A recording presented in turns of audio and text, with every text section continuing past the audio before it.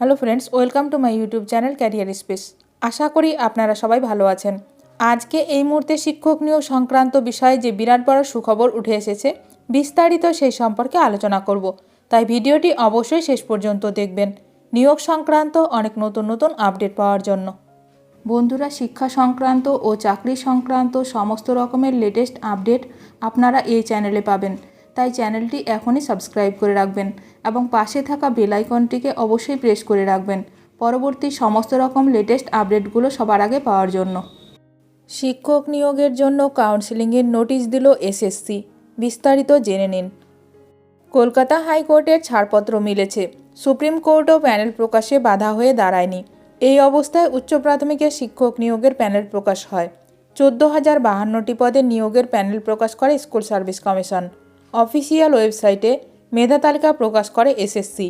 ইতিমধ্যে মেধা তালিকাভুক্ত প্রার্থীদের কাউন্সেলিং প্রক্রিয়া শেষ করেছে কমিশন। ওয়েটিং প্রার্থীদের এক দফা কাউন্সেলিং আগেই শেষ হয়েছে। এবার তৃতীয় দফার কাউন্সেলিংয়ের নোটিশ দিল এসএসসি। অফিসিয়াল ওয়েবসাইটে এই নোটিশ দেওয়া হয়েছে। এসএসসি নোটিশ দিয়ে জানিয়েছে 22শে জানুয়ারি থেকে কাউন্সেলিংয়ের জন্য চিঠি ডাউনলোড করতে পারবেন উত্তীর্ণ চাকরি প্রার্থীরা। 28শে জানুয়ারি থেকে শুরু কাউন্সেলিং। 31 জানুয়ারি পর্যন্ত চাকরি প্রার্থীদের কাউন্সেলিং করা হবে বলে বিজ্ঞপ্তি দিয়ে জানালো স্কুল সার্ভিস কমিশন। নোটিশের পিডিএফ টেলিগ্রাম চ্যানেলে দেওয়া হয়েছে। লিংক ডেসক্রিপশনে পেয়ে যাবেন। সেখান থেকে পিডিএফটি ডাউনলোড করতে পারবেন।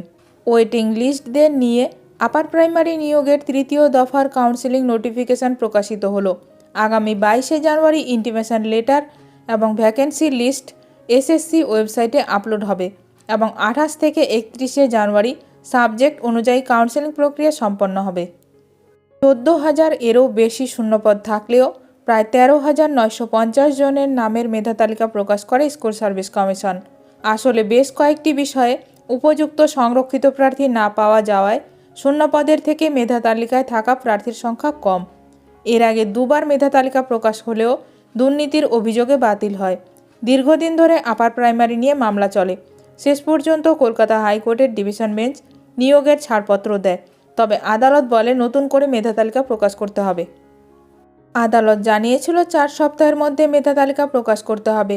তার 4 সপ্তাহের মধ্যে কাউন্সেলিং করিয়ে নিয়োগ করতে হবে। আদালতের নির্দেশে তৃতীয়বার তালিকা প্রকাশ করল এসএসসি। এবার ওয়েটিং প্রার্থীদের জন্য কাউন্সেলিংয়ের নোটিশ দেওয়া হলো। প্রসঙ্গত উল্লেখ্য, প্রায় 1 দশক আগে উচ্চ প্রাথমিকের শিক্ষক নিয়োগের পরীক্ষা হয়েছিল। মেধা তালিকা প্রকাশিত হলেও দুর্নীতির অভিযোগ ওঠায় দীর্ঘদিন আইনি জটে আটকে ছিল উচ্চ প্রাথমিকের শিক্ষক নিয়োগ প্রক্রিয়া। প্রথম এসএলএসটি 2016 সাল আপার প্রাইমারি। যদিও চলতি বছরের 28 আগস্ট কলকাতা হাইকোর্ট নির্দেশ দিয়েছিল যে 4 সপ্তাহের মধ্যে উচ্চ প্রাথমিকের শিক্ষক নিয়োগ পরীক্ষার মেধা তালিকা প্রকাশ করতে হবে। মেধা তালিকায় মোট 14,052 জন প্রার্থীর নাম রাখার নির্দেশ দিয়েছিল হাইকোর্ট। আদালতের নির্দেশ মেনেই মেধা তালিকা প্রকাশ করা হয়। এখন দেখার বিষয় রাজ্য সরকার কত দ্রুত সমস্ত নিয়োগ প্রক্রিয়া সম্পন্ন করেন। আপার প্রাইমারি শিক্ষক নিয়োগ ও অন্যান্য শিক্ষক নিয়োগ সংক্রান্ত সমস্ত রকমের আপডেট সবার প্রথমে পেতে এখনই আমার চ্যানেলটি সাবস্ক্রাইব করে রাখুন। ভিডিওটি ভালো লাগলে অবশ্যই লাইক করবেন। আজকের ভিডিওটি এখানেই শেষ করলাম। নতুন কোনো আপডেট নিয়ে দেখা হবে নেক্সট ভিডিওতে।